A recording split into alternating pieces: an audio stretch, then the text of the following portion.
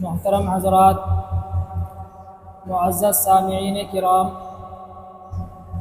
نبی کریم صلی اللہ علیہ وسلم نے ارشاد فرمایا: کل بنی آدم خطاء وخیر الخطائین التوابون۔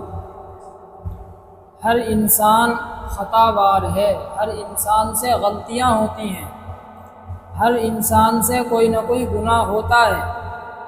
وخیر الخطائین التوابون، اور بہترین خطا کار وہ ہیں جو گناہوں سے توبہ کر لیں۔ ہر انسان سے دنیا کے اندر کوئی نہ کوئی گناہ ہوتا ہے۔ گناہوں پر جمنا، گناہوں پر اصرار کرنا، یہ شیطان کی صفت ہے۔ معلوم ہونے کے بعد بھی گناہ کرتے رہنا، یہ شیطان کی صفت ہے۔ اور گناہوں سے توبہ کر لینا، اپنے گناہوں پر شرمندہ ہونا اور اللہ تبارک و تعالیٰ سے اس کی معافی چاہنا، یہ انسان کی صفت ہے۔ تو آپ صلی اللہ علیہ وسلم فرماتے ہیں کہ ہر انسان سے گناہ ہوتا ہے، لیکن بہترین انسان وہ ہے جو گناہوں سے توبہ کر لے۔ ہم دن رات اللہ تبارک و تعالیٰ کے سامنے توبہ کرتے ہیں اپنے گناہوں سے۔ ہر نماز کے بعد دعا کرتے ہیں: اے اللہ ہمارے گناہوں کو معاف فرما دے، ہمارے گناہوں کو بخش دے۔ تو سمجھنا یہ ہے کہ آخر توبہ کہا کس کو جاتا ہے، کس چیز کا نام توبہ ہے؟ کیا صرف استغفر اللہ ربی من کل ذنب واتوب الیہ، اس طریقے کے جملے کہہ دینا، کیا اس سے توبہ کافی ہو جائے گی؟ کیا یہ معافی کے لیے کافی ہے؟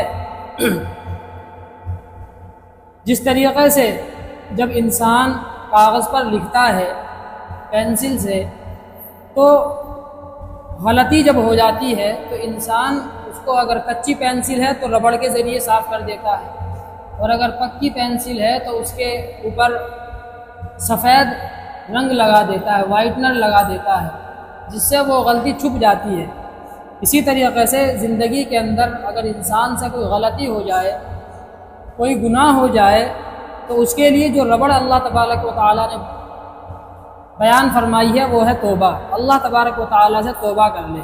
قرآن کریم کے اندر اللہ فرماتے ہیں: قل یا عبادی الذین اسرفوا علی انفسہم لا تقنطوا من رحمۃ اللہ ان اللہ یغفر الذنوب جميعا، کہ اے میرے بندو، جنہوں نے اپنے اوپر ظلم کر لیا ہے، یعنی گناہوں کے اندر وہ لوگ رہتے ہیں، گناہ کرتے رہتے ہیں دن رات، لا تقنطوا من رحمۃ اللہ، اللہ کی رحمت سے نا امید مت ہو۔ یہ مت سمجھو کہ اللہ تبارک و تعالیٰ تم کو معاف نہیں کرے گا۔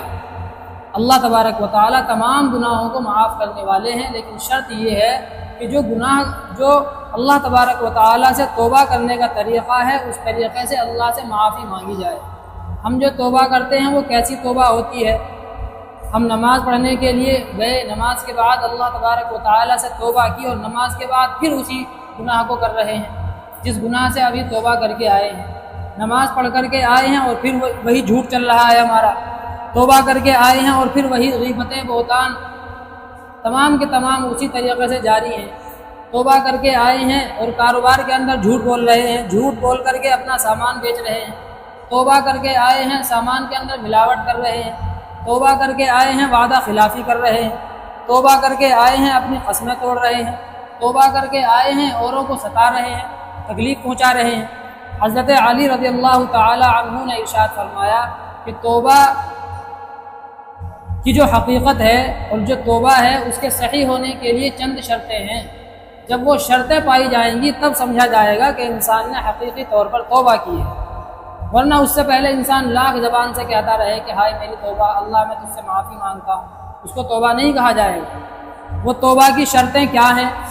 حضرت علی رضی اللہ تعالی عنہ ارشاد فرماتے ہیں: سب سے پہلی شرط یہ ہے کہ جو گناہ ہوا ہے اس گناہ کے اوپر انسان کے دل کے اندر شرمندگی ہو، ندامت ہو، دل سے یہ سوچے کہ یہ مجھ سے گناہ ہوا ہے، واقعی گناہ ہوا ہے، غلطی ہوئی ہے مجھ سے، شرمندگی ہو اس کے اوپر۔ یہ نہ سمجھے کہ بس چلو ویسے ہی زبان سے کہہ دیا میں نے اللہ کے سامنے، ہائے میری توبہ، اللہ میری توبہ، مجھے معاف کر دے، لیکن دل کے اندر جو شرمندگی ہے وہ ہے نہیں۔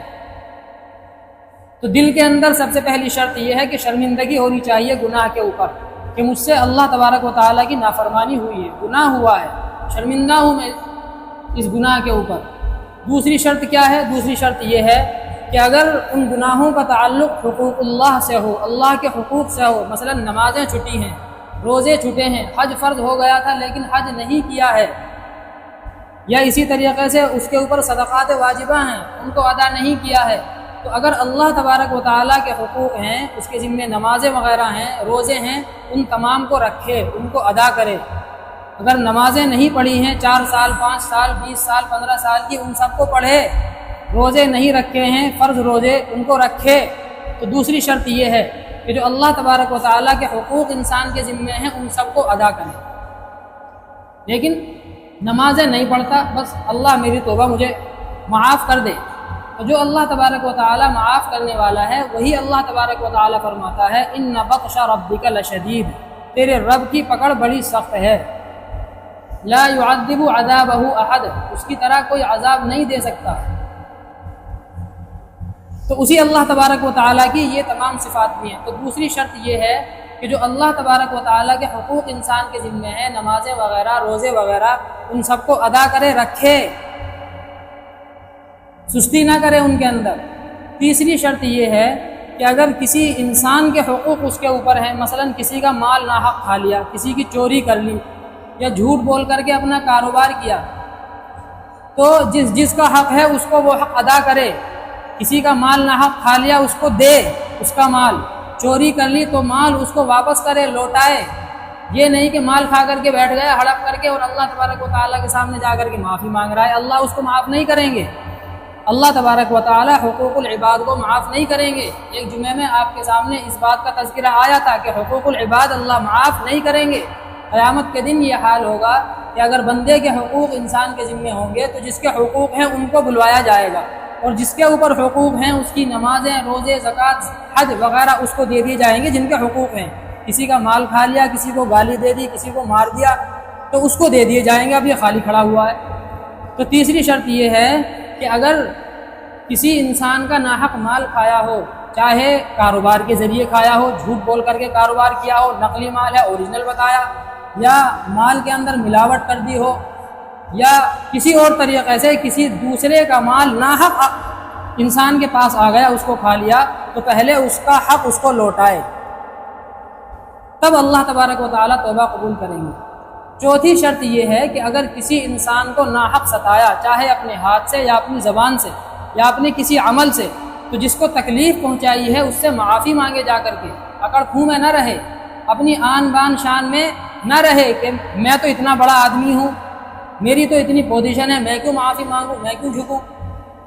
تو اللہ تبارک و تعالیٰ تبھی اس شخص کی معافی اور توبہ کو قبول کریں گے جبکہ یہ چوتھی شرط بھی اس آدمی کے اندر پائی جائے گی، یعنی جس کو تکلیف پہنچائی ہے اس سے جا کر کے معافی مانگے، جس طریقے سے بھی معافی مانگے۔